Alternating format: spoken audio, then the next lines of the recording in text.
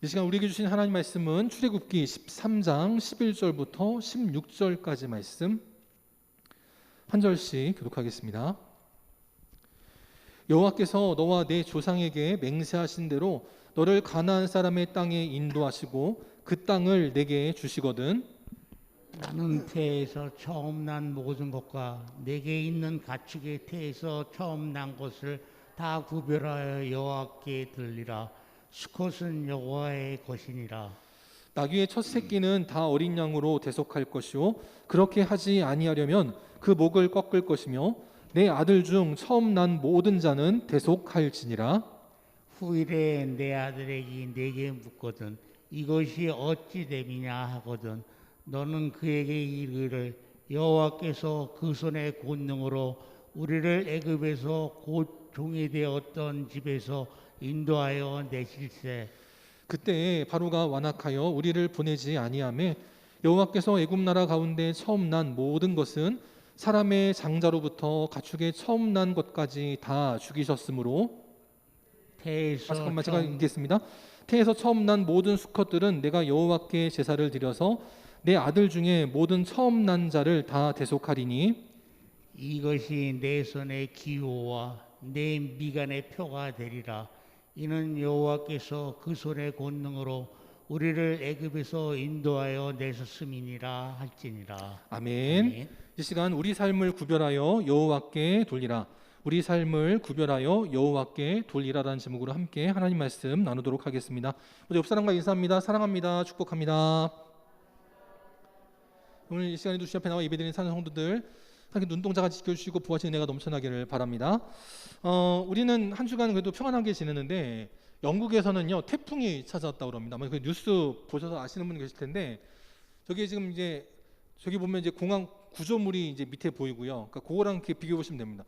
저 커다란 여기 비행기가 태풍 때문에 오도 가도 못하는 거예요. 원래는 올라가든지 내려가든지 해야 되는데 태풍이 너무 세게 보니까 착륙하려고 했던 비행기가 착륙도 못하고 저렇게 공중에 떠 있는 겁니다.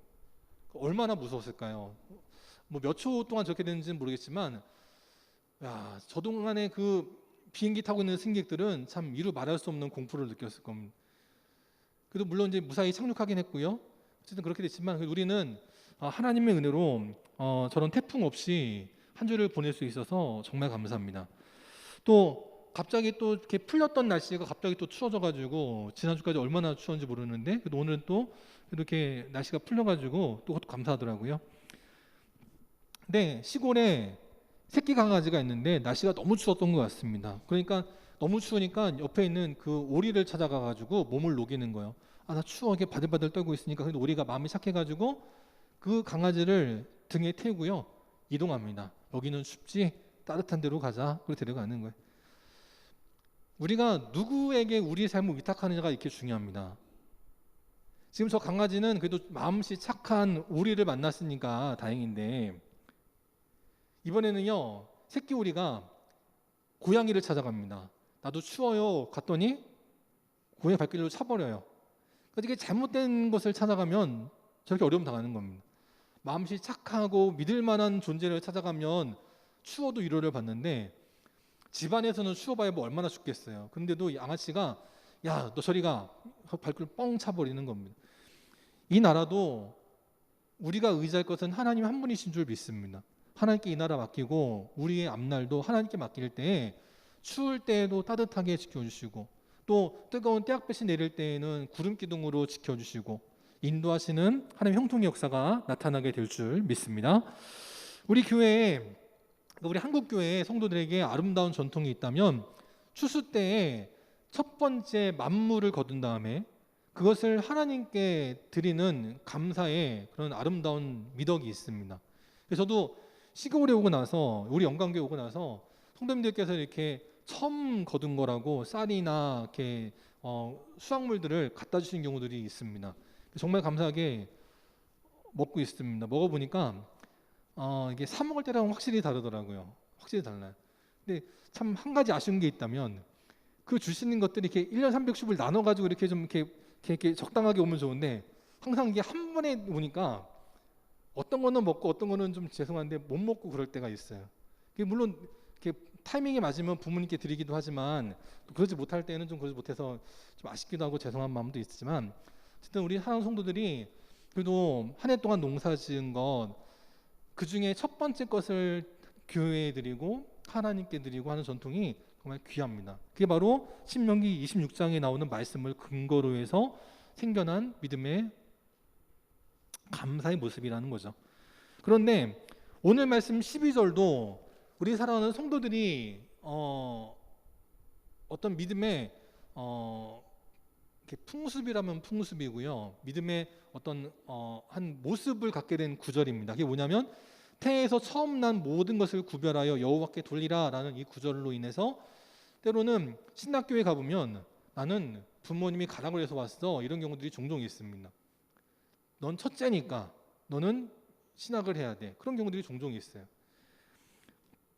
어쨌든 이 12절 말씀 그것을 참 하나님의 명령으로 감사하게 지켰기 때문에 또 그런 성도들이 또 그런 학생들이 신학교에 왔다고 생각을 합니다. 오늘 이 12절 말씀을 중심으로 해서 출애굽기 13장 11절부터 16절까지 말씀을 함께 살펴볼 텐데 이때 과연 하나님께서 처음 난 모든 것을 구별하여 여호와께 돌리라는 것이 무슨 뜻인지 또한 이 시대에 나는 첫째가 아니라면 난 이 말씀을 어떻게 지켜야 되는지 함께 살펴보도록 하겠습니다. 첫 번째, 우리는 오늘 말씀을 읽으면서 무엇을 생각해야 되느냐? 우리 삶의 모든 것은 여호와의 것이다 라는 것을 깨달아야 된다는 겁니다. 그게 사실 12절 아니고 2절에서도 동일한 말씀을 하시고 계십니다. 이스라엘 자손 중에서 사람이나 짐승을 막론하고 태에서 처음 난 모든 것은 다 거룩히 구별하여 내게 돌리라. 이는 내 것이니라 라고 말씀하고 계십니다. 그럼 이 말씀을 들을 때 어떤 분들은 뭐 흡족할 수도 있고 어떤 분들은 아무렇지도 않을 수 있지만 어느 분들은 좀 마음이 상하고 불편하신 분들도 있습니다. 어느 분들이 불편할까요? 첫째가 아닌 분들이 약간 좀 불편하죠. 나도 좀 하나님 앞에 구별된 사람이 되고 싶은데 나는 둘째라서 나는 말째라서 나는 안 되나? 그럴 수가 있습니다. 예전에 했던 MBC 드라마 아들과 딸이라는 드라마 여러분 다 보셨었죠? 여기 보면 최수종 씨하고 김희애 씨가 아들과 딸로 나와서 저기도 이단성 쌍둥이인데 나와가지고 이제 한 그런 드라마였습니다. 그 백이섭 씨가 아버지인데 그 아버지는 무조건 첫째입니다. 어머니도 무조건 첫째. 그래가지고 뭐만 하면 아이고 우리 아들 첫째만 그래가지고 그 첫째 이름도 귀남입니다. 근데 같이 태어났는데 조금 늦게 태어났다는 이유로 딸은 딸이라서 천대받고 둘째라고 천대받아서 이름도 후남이가 됩니다. 그래서 첫째 귀남이한테 집에 모든 재력을 다 쏟아부어가지고 법대 보내고 싶었는데 그 아들은 별로 공부를 잘 못했어요. 근데 오히려 천대받고 집을 뛰쳐나갔던 그 딸이 오히려 성공해가지고 집안을 일으켜 세웁니다. 이런 경우들이 종종 있어요. 우리도 보면 저 드라마처럼 그런 경우들이 많이 있었잖아요. 첫째라서 대접받았고 첫째라서 집안을 잘 일으키는 사람들도 있었지만 첫째라서 대접은 많이 받았는데 그렇게 또 동생들을 잘 건사하지 못하는 그런 일들도 종종 있었습니다. 교회도 마찬가지예요. 교회도 보면 저 수원하고 용인 쪽에 아주 큰 교회가 있습니다. 물론 큰 교회들 많이 있는데 굉장히 큰 교회가 있어요. 그 고속버스 타고 고속도로 지나가다 보면 보이는 교회인데 그 교회 아들 그 목사님이 이제 은퇴하시면서 아들에게 교회를 이제 세습을 했습니다. 근데 아들이 여러 명 있었는데 그 여러 명의 아들이 목회를 하고 있는데 그 중에 첫째니까 오늘 말씀을 붙들고 첫째니까 네가 이 교회를 다ним해야 된다. 그래서 첫째에게 세습을 했습니다. 근데 그 장남 목사님은 좀 목회를 좀 잘 못하셨어요. 그래서 결국은 중간에 물러나시고 누가 그 교회를 물려받았냐면 둘째 아들 목사님이 물려받았습니다. 감리교회 이야기는 아니고요. 다른 교단 이야기인데 그렇다라는 거예요. 근데 문제는 성도들도 알고 주변 목사님들도 다 알았다는 거예요. 그 아들들 가운데 그래도 저 교회를 물려받으려면 둘째가 나은데 남들도 다 알았다는 거예요. 그 아버지 목사님만 몰랐어요. 그래가지고 아버지 목사님만 그 우리 첫째 그래가지고 했다가 결국 어려움 당했다는 겁니다. 교회만 그런가요? 기업도 그렇습니다. 기업도 보면 어떤 아들한테 그 기업을 물려주려고 해가지고 이것저것 많이 맡겼어요. 근데 하는 것마다 다 망했습니다. 근데 둘째인 딸이 있어요. 딸은 생긴 것도 아버지랑 똑같이 생기고 하는 것마다 다 잘 되더라고요. 근데도 결국 기업은 누구한테 물려줬냐면 큰아들한테 물려준 경우들이 있습니다. 그러면 과연 하나님은 왜 첫째에게 거룩히 구별하여 여호와께 돌리라고 하셨을까? 그러면 과연 장자랑 다른 자녀들은 어떻게 되는 것인가? 장자를 하나님께 구별하여 드릴 거면 그럼 둘째, 셋째 아들, 딸들은 하나님하고는 상관이 없는 건가? 그렇지 않다라는 거죠. 또 우리가 살아갈 때 한 주를 살아갈 때 일주일에 7일이 있습니다. 우리가 이 일주일의 첫째 날 안식일 다음 날인 이 하루의 일주일의 첫째 날을 주일로 지키고 있는데 이 일요일을 주일이라고 해서 주님께 드리는 날이다라고 하면 나머지 6일은 그러면 내 맘대로 살아도 되는가? 주일하고 상관없나? 그런 생각을 해볼 때가 있고요. 또 1년 365일에 우리는 교회에서 상반기는 맥주감사절로 지키고 하반기는 추수감사절로 지킵니다. 그러면 그 이틀은 감사절로 지키고 나머지 363일은 감사 안 해도 되는 건가? 생각해 볼 필요가 있어요. 근데 아니라는 거죠. 하나님께서 말씀하시는 건 뭐냐면 상징성을 말씀하고 계시는 겁니다. 그 자녀들 모두가 다 하나님의 것인데 하나님께서 첫 번째를 그냥 구별하여 말씀하신 거예요. 일주일 7일 모두가 다 하나님의 날인데 하루를 특별히 정하신 겁니다.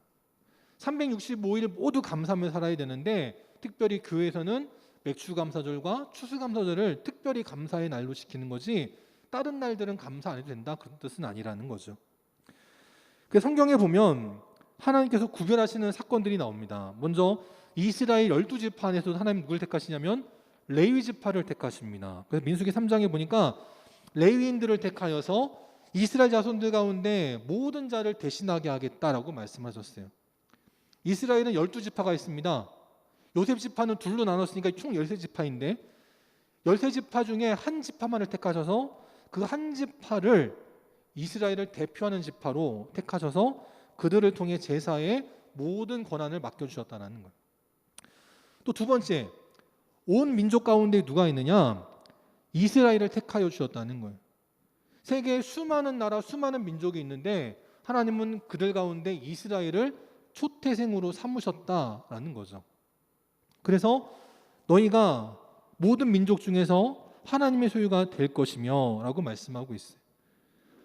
출애굽기 19장에도 보니까 너희가 제사장 나라가 되며 거룩한 백성이 되리라 라고 말씀하고 계시는 거예요. 다른 모든 나라들도 다 하나님의 백성이고 하나님의 자녀들인데 특별히 이스라엘을 택하셨다라는 거죠. 그리고 지금은 어떻게 되느냐? 바로 하나님을 믿는 교회의 모든 성도들이 믿음의 초태생이다라고 말씀을 합니다.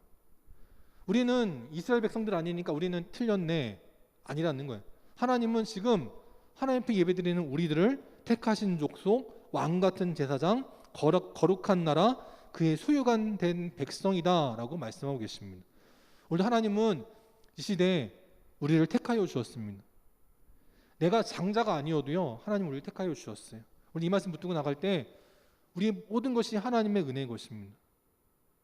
감사하지 않은 것이 없어요. 우리 이 말씀 붙들고 주님과 동행하여 하나님의 일들을 이뤄나가는 하나님의 선택된 믿음의 백성들 다 될 수 있기를 바랍니다.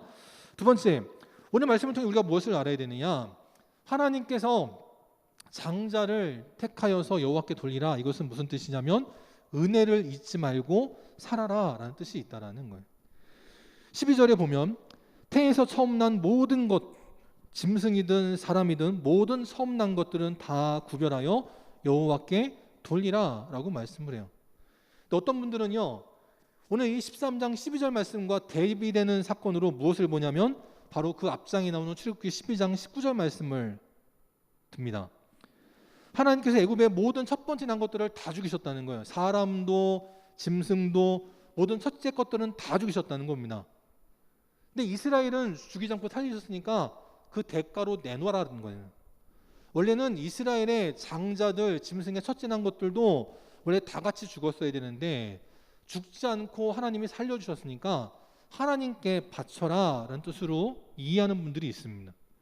그게 일면 합당해 보이지만 그것은 사실 세속적인 믿음입니다. 내가 이거 줄게, 너 저거 줘 라고 하는 거는요, 세속적인 믿음이라는 거예요.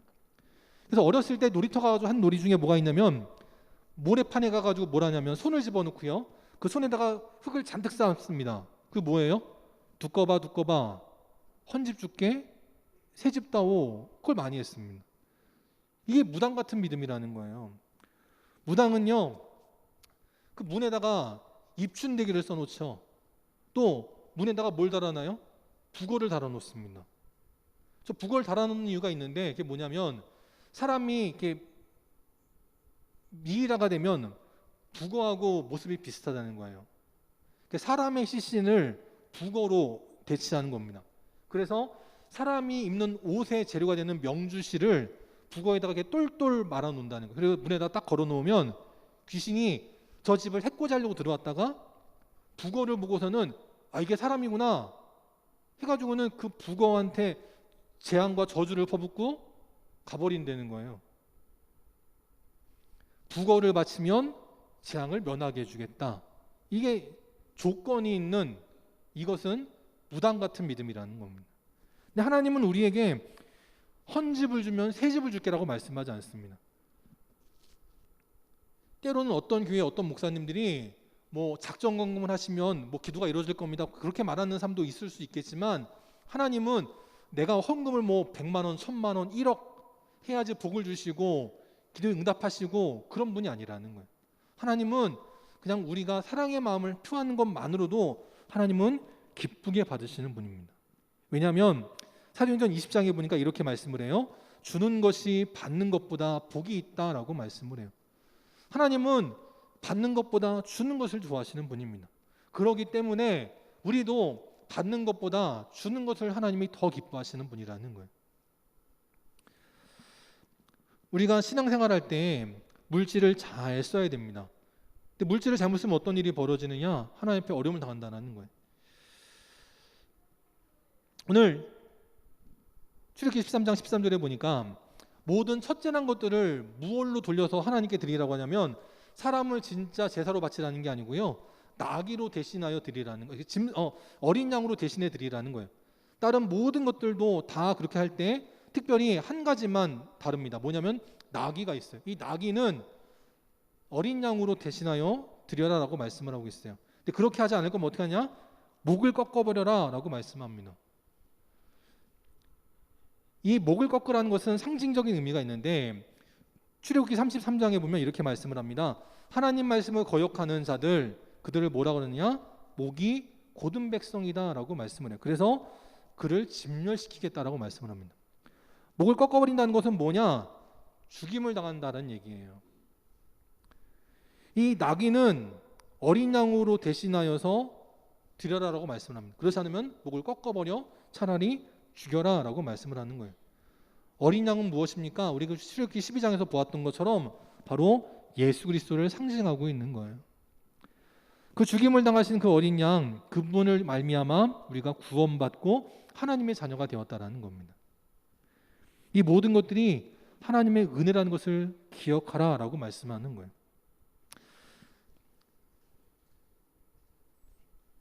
12절로 다시 넘어가서 태에서 처음 난 모든 것들을 다 구별하여 여호와께 돌리라라고 말씀을 하고 있습니다. 그것은 뭐냐? 우리에게 주어진 모든 것들, 재물이건 시간이건 건강이건 이 모든 것들을 하나님 앞에 합당한 삶으로 살아라라고 말씀을 하고 있는데, 특별히 물질로만 대체해서 말씀을 드리면 출애굽기 35장으로 갔을 때 광야에서 이스라엘 백성들이 하나님께서 우리와 함께 하신다는 것을 형상화하기를 원해서 하나님의 처소를 만들려고 합니다. 회막을 만들려고 합니다. 그때 모세가 백성들에게 뭐라고 말하냐면, 너희의 소유 중에서 여호와께 드릴 것들을 택할 때에 마음에 원하는 대로 하라는 겁니다. 억지로 100부장은 1억, 10부장은 1000만 원, 평신도들은 100만 원 그렇게 하는 게 아니고요, 누구든지 간에 자원하는 마음으로 드려라라고 말씀을 했어요. 할당하지 않았습니다. 분명히 하나님께서 거하실 회막을 만들 때 필요한 금액이 있는데, 재료가 있는데 그걸 정하지 않고 자원하는 대로 하나님께 드려라라고 말을 했어요.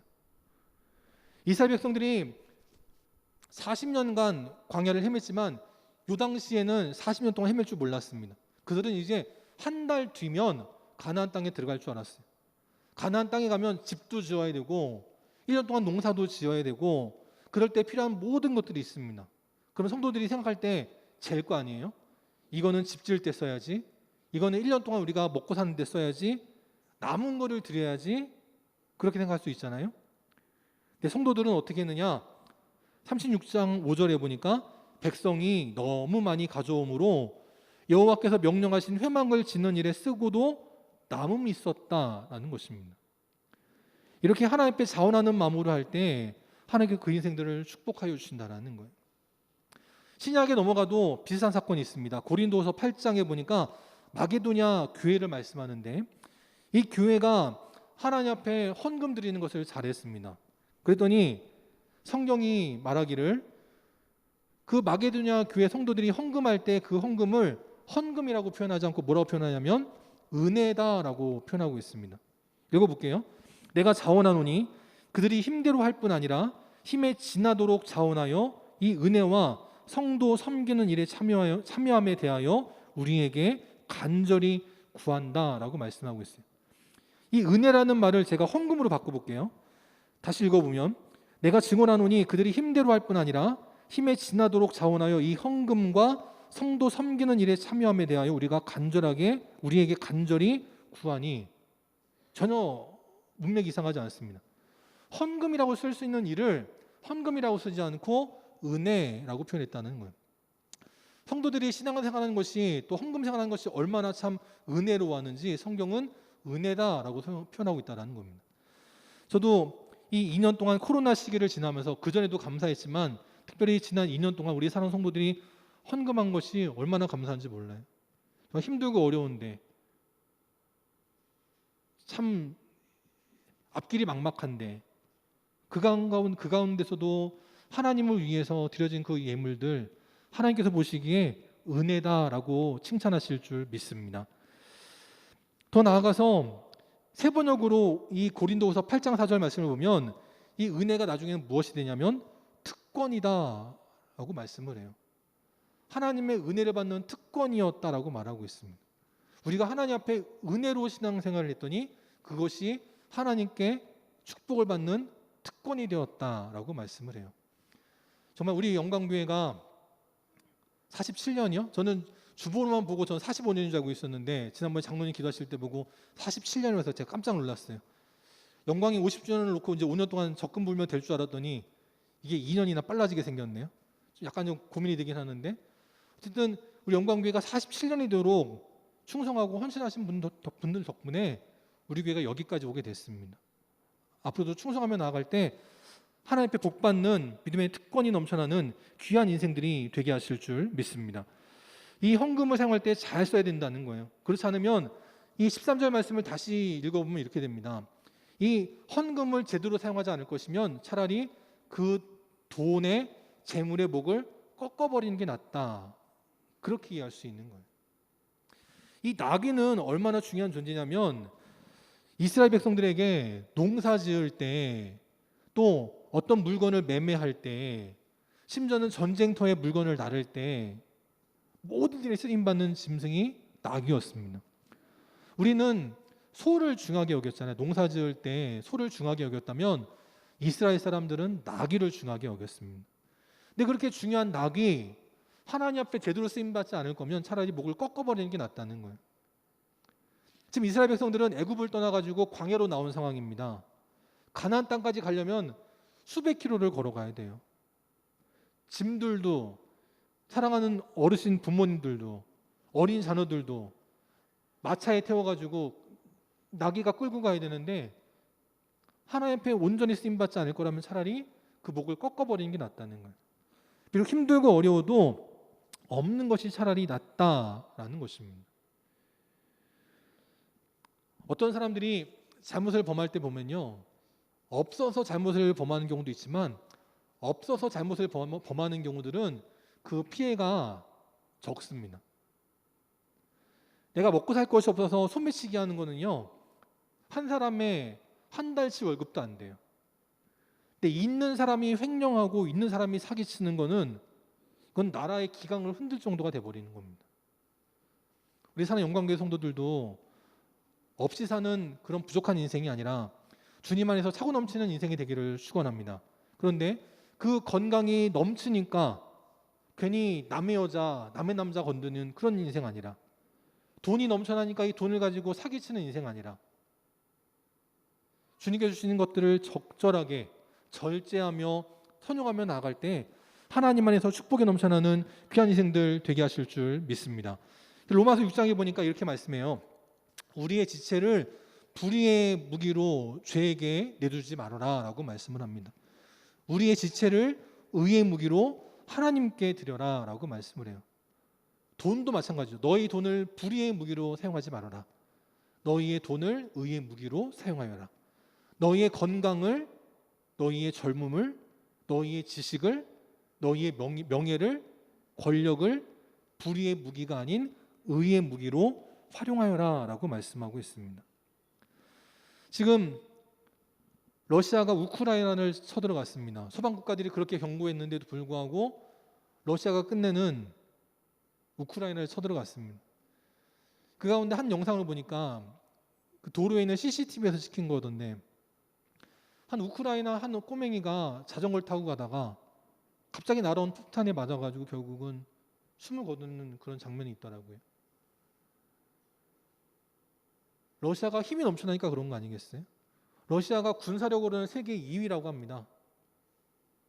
한때는 하나님을 믿었던 나라인데, 그래서 복받아가지고 세계 2위의 군사력을 가졌는데 그 힘을 가지고 남의 나라 정복하는 거예요. 유럽 마음에 안 든다고, 또 자기 우방 국가들이 유럽으로 자꾸 넘어가려고 그러니까 경고하겠다고, 그러는 모습들이 벌어지고 있습니다. 아무리 권력이 있고 명예가 있고 돈이 많고 아무리 뭐하다 할지라도요, 그걸 잘못 활용하면 세상에 근심이 되고 문제가 되더라라는 거예요.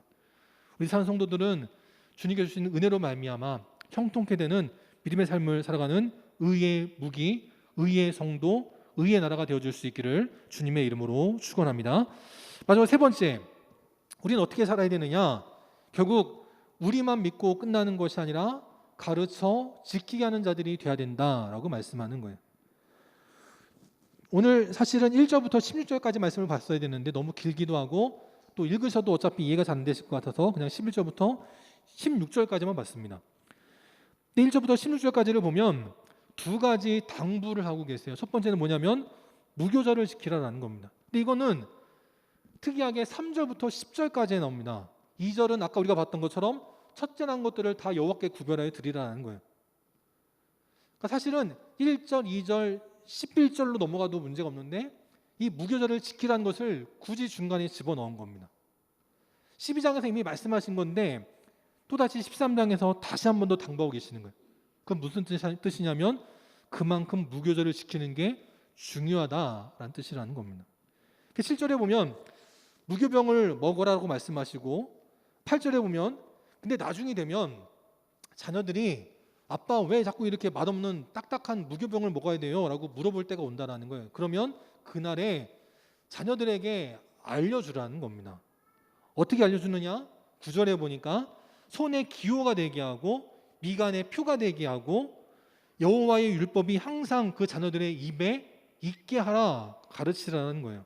왜냐하면 여호와께서 강하신 손으로 우리를 애굽에서 인도하여 내셨기 때문이다라는 겁니다. 저 건망증이 좀 있거든요. 요즘 그래도 이제 핸드폰이 좋아져가지고 툭하면 이제 메모해놓고 알람해놓고 시간 맞춰가지고 탁탁탁 하긴 하는데 건망증이 심한 사람은 그것도 깜빡할 때가 있어요. 그런데 손에다가 문신같이 해놓으면 까먹을 수가 없죠. 미간에다가 표를 삼으면 나는 못 보지만 누가 봐요? 가족들이 봅니다.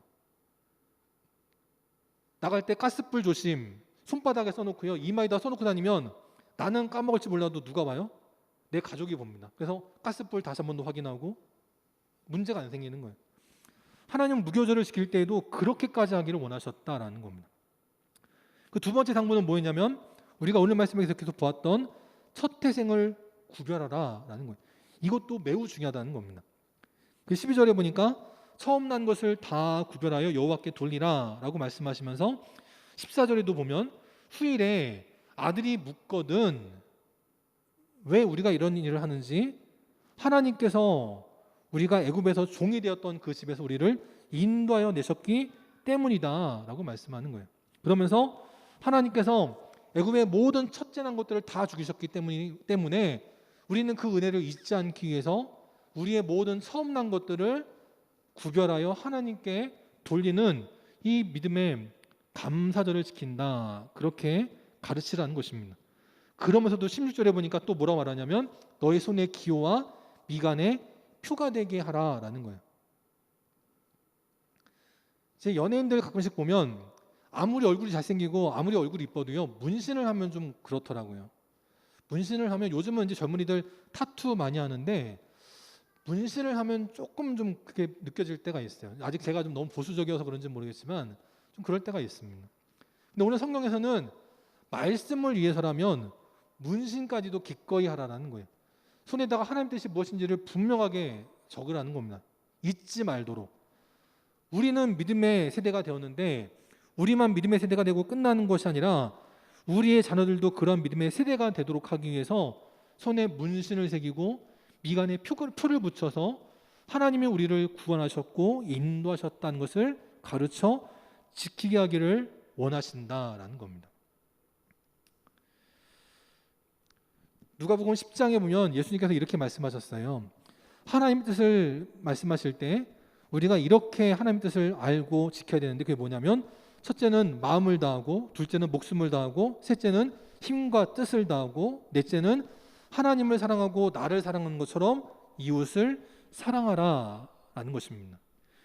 우리가 그래서 우리도 지키고 우리의 자녀들도 가르쳐 지키게 하기 위해서 우리가 명심해야 될 것이 있습니다. 그게 뭐냐면 네 가지인데 첫 번째는 우리 마음의 첫 번째는 무엇이냐라는 거예요. 여러분의 마음의 첫 번째는 무엇입니까? 우리가 자녀들이나 손주들을 키울 때 종종 물어보는 거 있잖아요. 너는 엄마가 좋아, 아빠가 좋아? 넌 할머니가 좋아, 할아버지가 좋아? 그걸 꼭 묻습니다. 너무 잔인해요.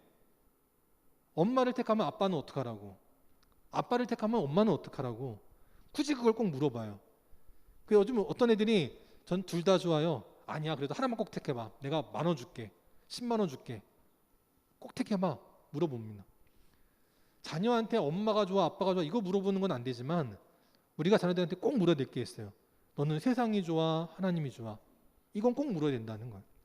두 번째, 우리는 우리와 우리 자녀들에게 무엇을 물어야 되냐면 하루의 첫 시간을 어떻게 쓰느냐라고 물어야 되는 겁니다. 목숨이 뭡니까? 우리에게 주어진 하루잖아요. 이 하루가 없으면 죽은 거나 마찬가지 아닙니까? 오늘 우리에게 하나님께서 하루를 허락하실 때 그 하루의 첫 시간을 무엇으로 쓰느냐라는 거예요. 어떤 사람들은 공부한다고 밤늦게까지 공부하는 사람들이 있습니다. 일을 하느라고 밤늦게까지 일하는 사람이 있어요. 그래서 2시, 3시까지 일하고 공부하는 사람들이 있습니다. 그런데 저녁에 일찍 잠을 자나 밤에 늦게 잠을 자나 사람이 최소한 잘 수 있는 시간이 있습니다. 꼭 자야 되는 시간이 있어요. 못해도 5시간, 6시간은 자야 됩니다. 아무리 2시, 3시에 자도 7시, 6시엔 일어나야지 출근, 등교 준비를 할 수 있는 거거든요. 근데 늦게까지 공부하는 건 뭡니까? 늦게까지 일하는 건 뭐예요? 내 힘으로 살아간다는 겁니다. 어차피 누구나 꼭 자야 될 시간들이 있는데 나는 늦게까지 잤으니까 나는 늦게 일어나야 돼 하는 사람들은 하나님을 의지하지 않는 사람이라는 거예요. 우리가 하루의 첫 시간을 하나님께 드릴 줄 아는 인생이 되어야 되는 겁니다. 그러면 남들은 2시, 3시까지 공부하고 일한다 할지라도 우리는 그렇게 못한다 할지라도 하루의 첫 시간을 주님 앞에 드리면서 살아가는 인생, 하나님께서 책임져 주시는 복된 인생이 되게 하실 줄 믿습니다. 세 번째, 우리는 우리와 우리 자녀들에게 무엇을 가르쳐야 되느냐? 내가 지금 가장 힘쓰는 일이 무엇이냐를 물어야 된다는 거예요.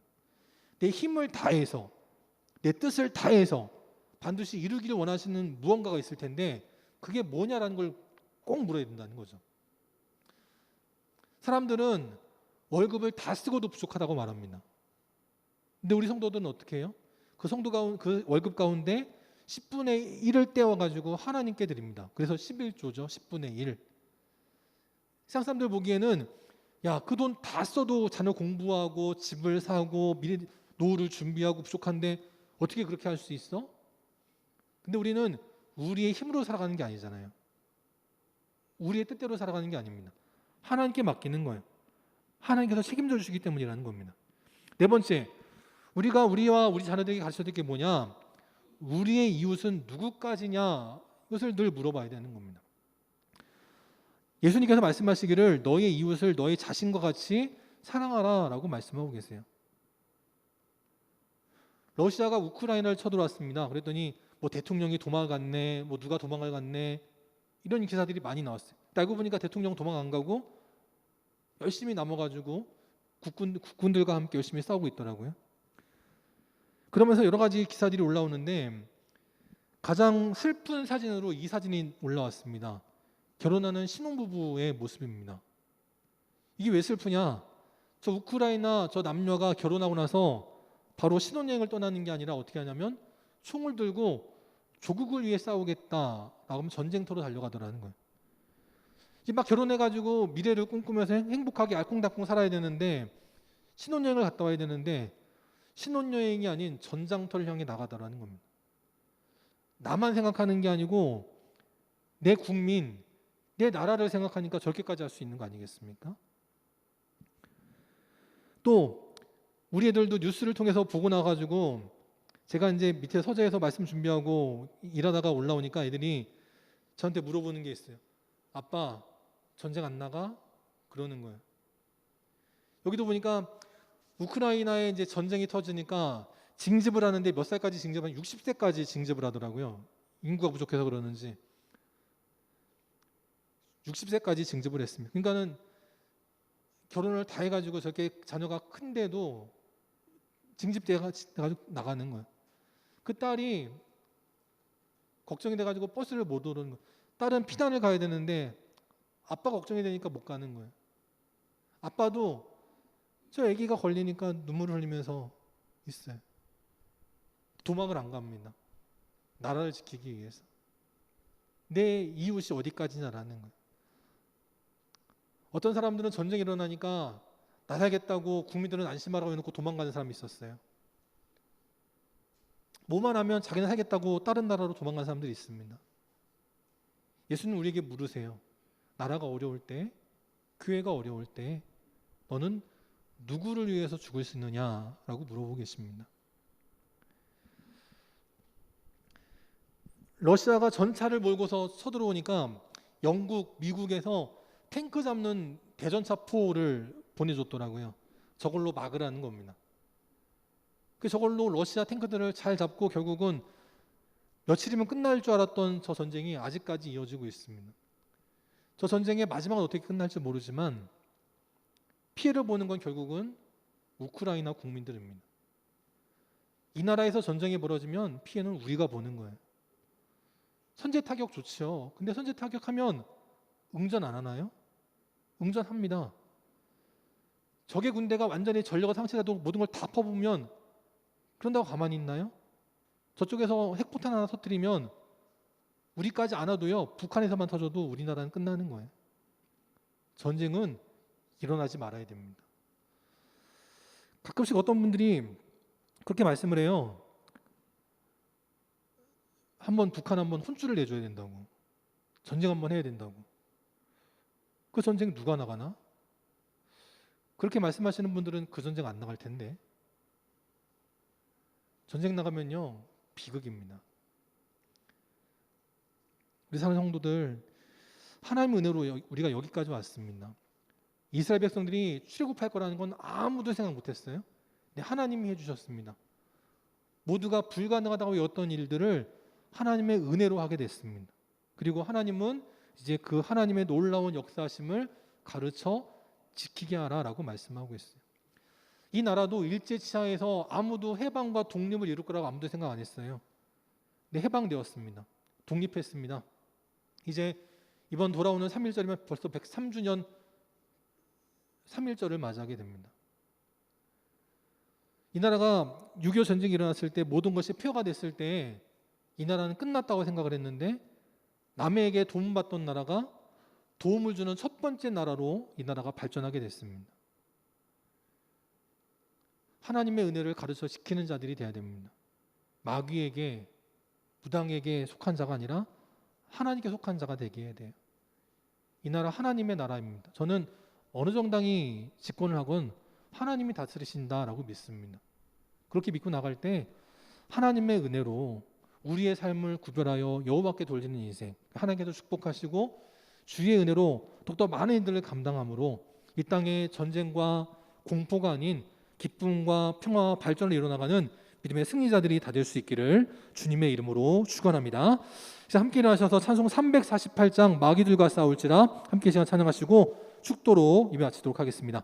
찬송 348장 찬양합니다.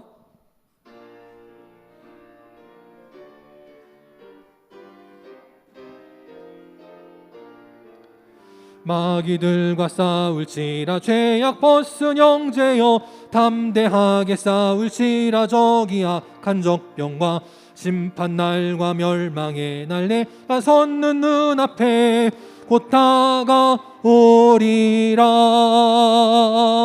영광 영광 할렐루야, 영광 영광 할렐루야, 영광 영광 할렐루야, 곧 승리하리라.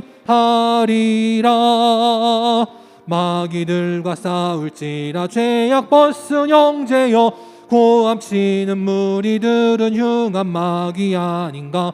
무섭고도 더러운 죄 모두 떨쳐버리고 주 예수 붙들라.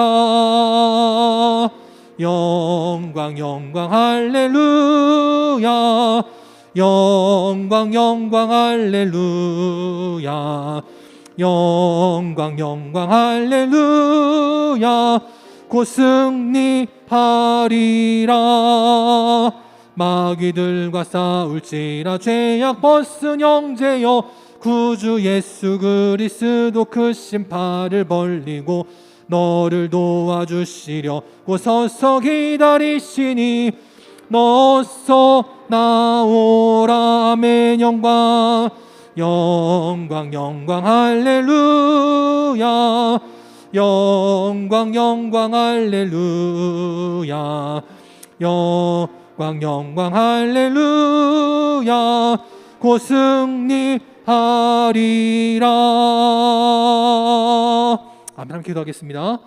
지금은 우리 주 예수 그리스도의 은혜와 하나님 아버지의 극진하신 사랑하심과 성령님의 함께 하시고 교통하시고 위로 인도하심이 오늘도 하나님의 은혜로 구속받은 주의 백성이기에 우리에게 속한 모든 것들을 구별하여 하나님께 영광 돌리며 오직 하나님의 은혜로 살기를 원하며 이 놀라운 복음의 진리와 놀라운 복된 소식을 우리의 사랑하는 가족과 우리의 자녀들과 또 이 땅의 모든 영혼들에게 가르쳐 지키게 하기를 원하는 우리 사랑하는 모든 성도들 머리 위에 또 그 가정과 직장과 사랑하는 주의 자녀들 머리 위에 또 시간 비록 발열로 인해 함께 나오진 못했지만 우리 교회 부흥을 위해서 힘써 일하게 될 우리 홍상 장로님 위에 또 이제 3월을 맞아 개강하여 대학에 나가게 될 우리 한혜주 자매 위에 또 이제 새롭게 중학교에 진학하게 되는 우리 현규 위에 또 지금도 나라 지키는 국군 장병들 위에 모든 공무원들과 모든 의료진들 위에 또 주님 앞에 나와 함께 예배드리기를 원하지만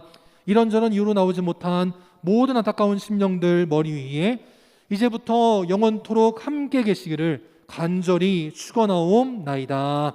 아멘.